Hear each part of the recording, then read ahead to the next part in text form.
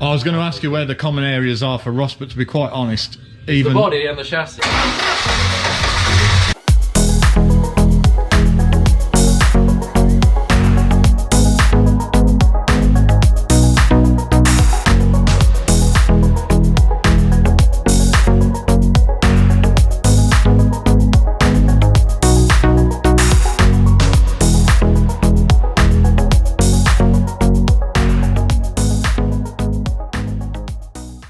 a bit of a diversion, we've finally arrived at Peak 2CV.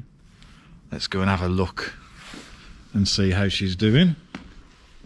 Somewhere in here is going to be a 2CV, our 2CV, and it's being worked on by Jonathan. Hello. Hello, Jonathan. Hello.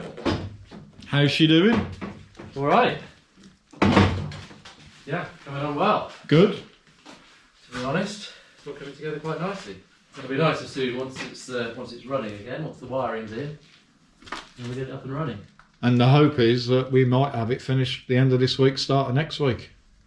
Definitely. Which sounds fantastic to me. Can't see any problem with that, really.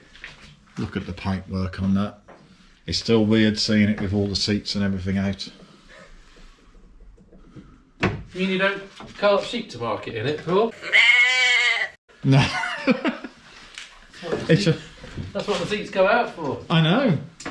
Now, I promised Jonathan that we're going to be using this car a lot more this year. Dottie did about 300 miles last year, which is embarrassing. You can definitely go further than your local garden centre in it, I can guarantee you that. Oh, we'll definitely be going further than the garden centre for sure. So hiding in here is some bits and pieces, including a lot of the wiring. Not the most complicated car, the 2CV. What we got here then, Jonathan? Well, this is another one whose body shell is currently up with Alan up at Citroen's. This one was considerably worse than yours, actually, the body shell on this one. It is on a galvanised chassis of some description. It was very, very rotten on the body. Very rotten indeed. So he's having a full body shell rebuild, like yours, and I think probably more than yours had. But that's what a 2CV looks like without its body on, basically. It's quite a trick suspension, isn't it? It is. Yeah, the springs are in here. Yeah. One for the rear, one for the front. And the tyre rods are here, which connect them to the suspension arms. The arm hits the bump, pulls this rod. It actually is attached to the centre of the spring, or the inside of the spring, I should say, and it pulls it, compresses the spring. As the wheel goes up, it compresses the spring. But also on the... It kind of prepares the back wheel then, doesn't it, for the same... The majority of... in fact, on all 2CVs and the majority of other A-series, but not all of them, this cam here, as well as having the springs in it, is also essentially floating. It's on rubber buffers at either end. And so as it pulls the spring, it also pulls the cam forward. Okay. Which pulls this one and essentially, yeah, sort of prepares that one for the bump, and it reduces pitching. It lowers that wheel down. So why did we originally come and use Jonathan? And he's cheap. Because you're cheap. Well, you are reasonably priced, Jonathan, to be fair. What else have you got here then? Is there anything of interest that we can look at? Other than our own? Well, yeah. I mean, this blue one here, this has had a full respray of all the panels as well. Some of the panels are new, some of them were decent second-hand ones that the owner had. It's had new bumpers, new wheels, new tyres. And it's also had a recommission, because this has been off the road a few years. So it's had a recommission, and that's why it's still here, because to all intents and purposes it is done now. It certainly looks done. It looks absolutely fantastic. There's a couple of little bits still to do, but basically I'm road testing it. It's been off the road a few years, so I'm putting a couple of 100 miles on it on nice days when I can over the next few weeks to make sure that it is all okay. And all I did with this one was, as beautiful as the rest of the car is, it had rotted out on the bonnet hinge here. So I've dropped in a lower windscreen surround.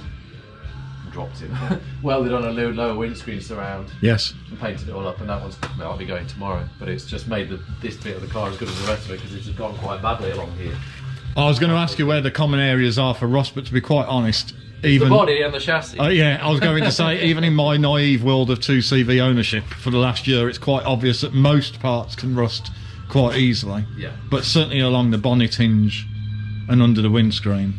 Yeah. And the rear sill. And the floors. And the floors. And the boot floor. And the spare wheel well. Really. Particularly, say, again, on the later cars, when the quality of the metal deteriorates, and the quality of the, I guess it's probably thinner paint, and certainly less rust prevention. And in our climate and the salt on our roads.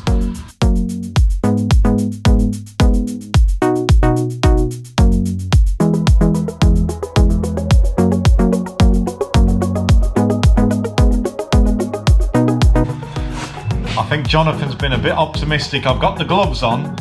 What I haven't got is the talent.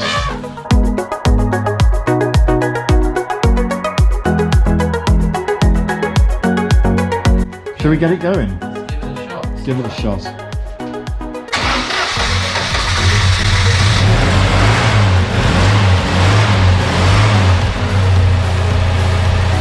I've missed that sound.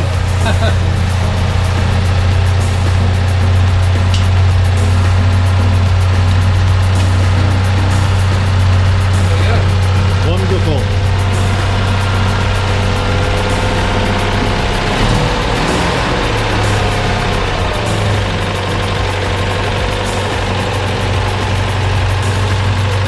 Sounding good, Jonathan, sounding good. Lovely. Well, that's been a fantastic, if very cold day at Peak 2CV in Wirksworth.